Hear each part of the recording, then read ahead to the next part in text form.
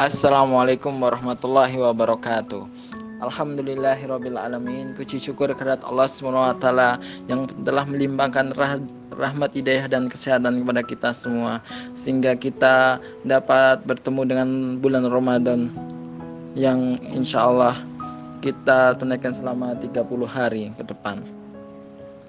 Tak lupa salawat serta salam selalu tercurah kepada Nabi besar junjungan kita Nabi Muhammad SAW beserta para keluarga, sahabat dan pengikutnya hingga akhir zaman. Saya pada kesempatan pagi hari ini akan menyampaikan tentang manfaat Qiyamul Lail atau tahajud. Dari tahajud dan apa bedanya Qiyamul Lail, salat tahajud dan salat malam. Qiyamul Lail adalah ibadah yang ditunaikan di malam hari, walau hanya sesaat. Di dalamnya ada salat, membaca Al-Quran, ibadah lainnya. Disebut Qiyamul Lail. Menghidupkan malam tidak mesti menghidupkan dengan mayoritas malam. Dalam Muraqi Al-Falah disebutkan bahwa Qiyamul Lail yang terpenting adalah menyibukkan malam hari dengan ibadah, ketaatan. Ada juga pendapat lain yang mengatakan sudah disebut Qiyamul Lail walau hanya sebentar dengan membaca Al-Quran, mendengar hadis, berzikir atau bersalawat pada Nabi SAW. Dinukil dari Al-Wasfu Al-Fiqiyah 34/117. Adapun salat tahajud ada saat malam secara khusus. Sebagian ulama menganggap bahwa salat tahajud ada saat malam yang dikerjakan setelah bangun tidur. Al-Has bin Amr Al-Asy'ari radhiyallahu anhu menyatakan bahwa salah seorang di antara kalian jika bangun tidur melaksanakan salat malam sampai datang subuh, berarti ia telah melaksanakan tahajud, karena yang dimaksud salat tahajud adalah salat setelah tidur. Dari sini kita dapat melihat bahwa Qiyamul Lail ternyata memiliki makna lebih umum dari salat tahajud.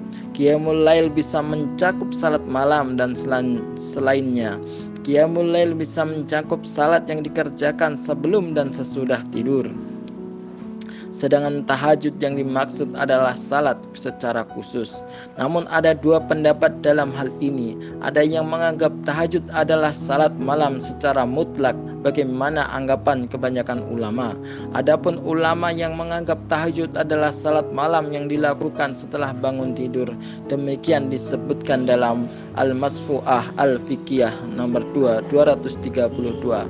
Imam Al-Qurtubi misalnya ketika menafsirkan firman Allah Ta'ala, dan pada sebagian malam hari bersembayang tahajud kamu sebagai suatu ibadah tambahan bagimu.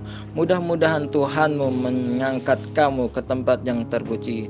Quran Surat Al-Isra ayat 79. Yang dimaksud tahajud di sini adalah kaitannya dengan hajat yang berarti tidur malam. Dari sini kita dapat menyimpulkan kebiasaan sholat malam itu harus kita bangkitkan.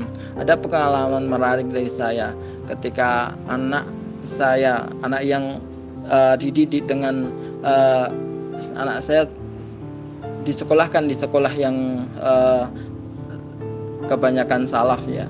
Nah, ketika itu karena kebiasaan di sekolah mengajarkan anak-anak itu ada sholat malam, sholat duha, sering di rumah mengajak saya untuk membangunkan untuk salat malam ataupun puasa Senin Kemis.